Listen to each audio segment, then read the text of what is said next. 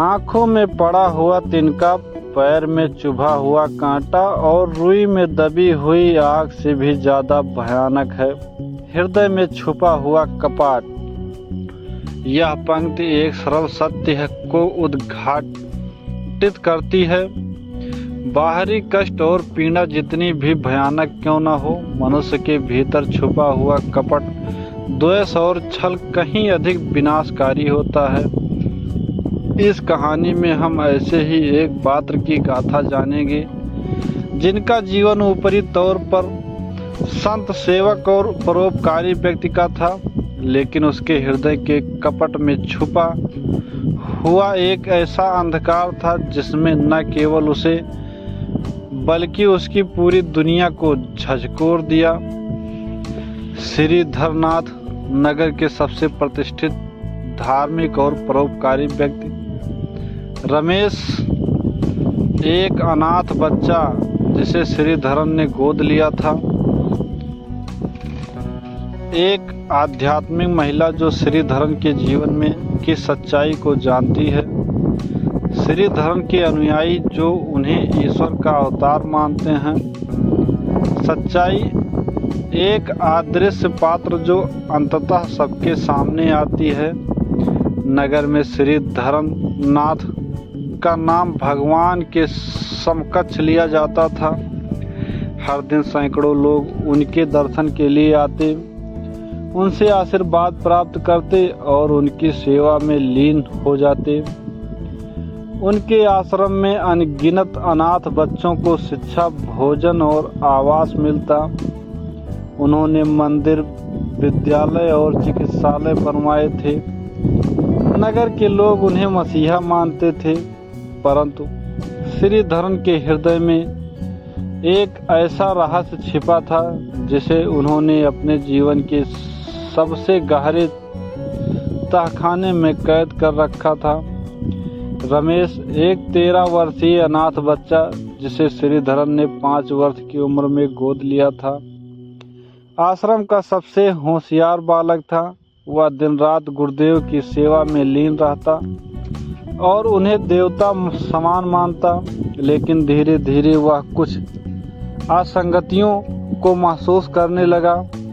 उसने देखा कि जहां बाहर से श्रीधरन सबके लिए करुणामय थे, वहीं निजी कक्षों में वे बच्चों के साथ कठोर और कभी कभी अपमानजनक व्यवहार करते।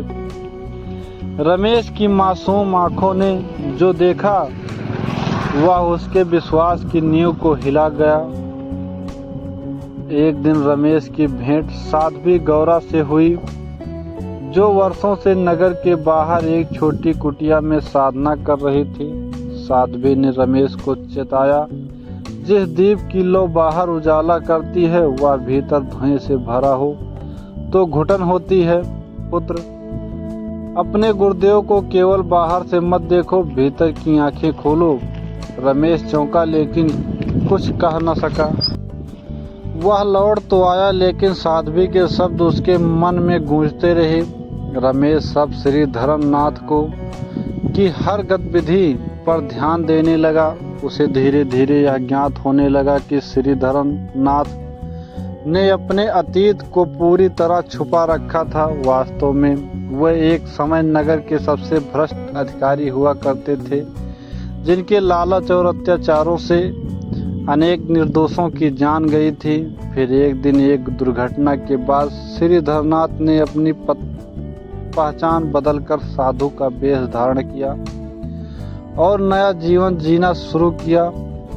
रमेश ने कुछ पुरानी किताबें, दस्तावेज और नगर के बुजुर्गों से बातचीत कर यह सच्चाई जुटाई। उसने इसे लोगों तक पहुंचाने की कोशिश की, परंतु उसे झूठा, कृतघ्न और पागल कहा गया। नगर वासियों की आंखों पर आस्था की पट्टी बंधी थी। उन्हें अपने भगवान की सच्चाई सुनना स्वीकार नहीं था। रमेश अकेला पड़ता गया, लेकिन उसके हृदय में आग जल चुकी थी। श्रीधरनाथ को यह ज्ञात हो गया कि रमेश को सब पता चल चुका है। एक ओर वह अपने पापों से त्रस्त था, दूसरी ओर उसे डर था कि उसकी साख और प्रतिष्ठा मिट जाएगी। एक रात जब वह ध्यान में बैठा, उसे अपने सारे कर्म एक चलचित्र की भांति याद आने लगे। बच्चों की चीखें, वृद्धों की आंखों का दर्द और रमेश का टूटता विश्वास, सबने उसे तोड़ दिया।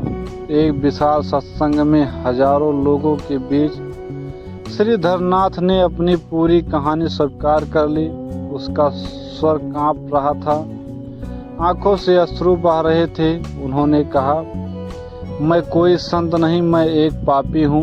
मेरे हृदय के कपाट में इतने पाप और कपट भरे हैं कि मैं स्वयं से भी नजर नहीं मिला सकता। मैंने धर्म का मुखौटा पहना, लेकिन आज मैं उसे उतार रहा हूँ। नगर में सनसनी फैल गई, लोगों की आस्था टूटी, लेकिन कुछ की आंखें खुली। रमेश ने लोगों से कहा, आस्था अंधी नहीं होनी चाहिए।